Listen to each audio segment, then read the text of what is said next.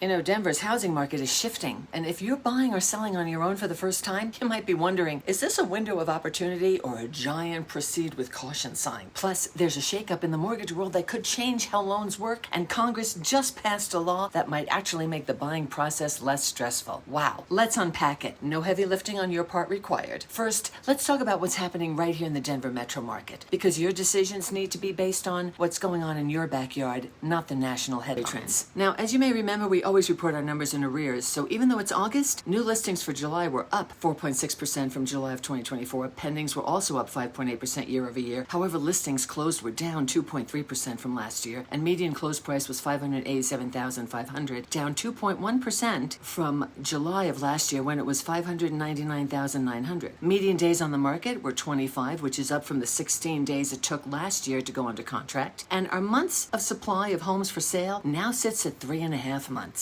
Now, I feel that some of this shift is seasonal. You know, I've seen these numbers in the past in July, because that's when people usually take that last vacation before school starts here in August in the Denver metro area. Plus, though the Fed didn't do any changes with the Fed rate at their last meeting, interest rates have actually been dropping over the last 3 weeks due to some job reports and inflation concerns. So we know buyers will catch up with us soon. And with this increase in homes for sale compared to last year, this means that you have choices if you're a buyer. Something buyers didn't have much of during the pandemic frenzy, and choices are going to mean less pressure to jump into that first home that you see. With homes taking a little bit longer to sell, we also see some sellers making price adjustments and offering concessions. So for you, a potential buyer, this means that you might be able to negotiate and keep more cash in your pocket. Now, I want to talk to you about something you might have heard about in the news: Fannie Mae and Freddie Mac. I know, they sound like old neighbors, but they're actually two huge players in the mortgage market, and what's being discussed about them right now could affect your next home loan. Fannie Mae and Freddie Mac aren't distant cousins. They're the financial bedrock that helps banks feel secure enough to say yes when you apply for a mortgage without bringing in a suitcase filled with cash. Yeah, think of them as the invisible safety net that keeps that 30-year fixed-rate mortgage alive and affordable. According to the Wall Street Journal, President Trump is seriously considering turning these mortgage giants into publicly traded companies, possibly as soon as later this year. The goal? Sell 5 to 15% of the stock and raise about $30 billion. That would put their combined value at around $500 billion. Yes, billion, a number big enough to make anybody's head spin. Now, here's why it might make a difference for you, especially the solo buyer figuring it all out for the first time. Historically, the idea that the government would never let these companies fail has kept mortgage rates low and lenders willing to lend. And for those of you thinking, well,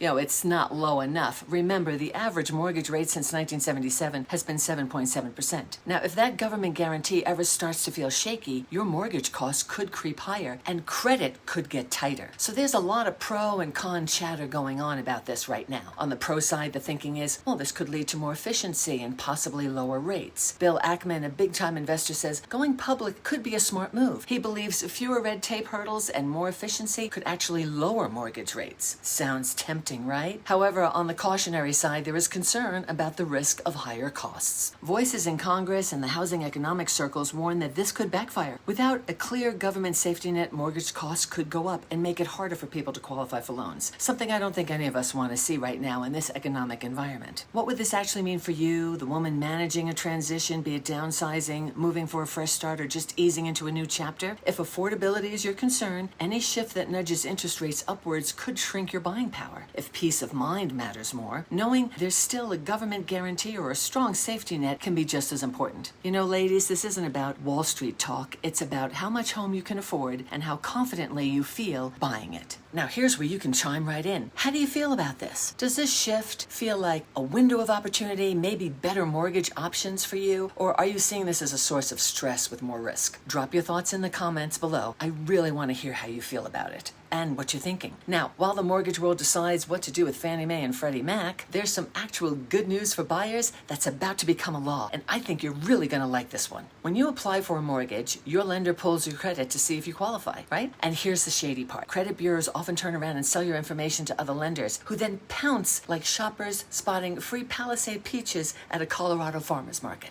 Suddenly, everyone's grabbing for your attention. This practice is called trigger leads, and it's why some buyers get up to 100 calls, texts, and emails within a single day of applying for a loan. I've even heard of callers pretending to work with your actual lender just to get you to bite on a deal that's not even real. You know, this almost happened to me when I tried to refinance my home a few years ago. Let's be honest, buying a home solo is stressful enough. You're trying to decide how much you can afford, which neighborhood feels right, and whether or not that carpet is 80s retro or just sad. The last thing you need is a flood of aggressive sales calls from strangers trying to sell you a mortgage you didn't ask for, especially the ones offering you rates and fees that you won't actually qualify for. Some buyers have literally changed their phone numbers just to escape the onslaught. The Homebuyers Privacy Protection Act, which has already passed in Congress and is now headed for the president's desk, will make most of that stop. It will ban the sale of your info for these so-called trigger leads, except in a few situations, like if you already have a bank account or a mortgage with that lender. Now, once it's signed, the lenders will have 180 days to comply, and there'll be oversight to be tracking whether these changes actually work. The Mortgage Bankers Association calls this a long overdue measure, and I have to agree. This is a huge win for buyers like you. You can apply for a mortgage without feeling like you've unleashed a telemarketer invasion. You can get to choose who you talk to, not the other way around. And you can focus on finding the right loan and the right home without the constant ding of your phone pulling you away. Less noise, less pressure, and more control over your buying process.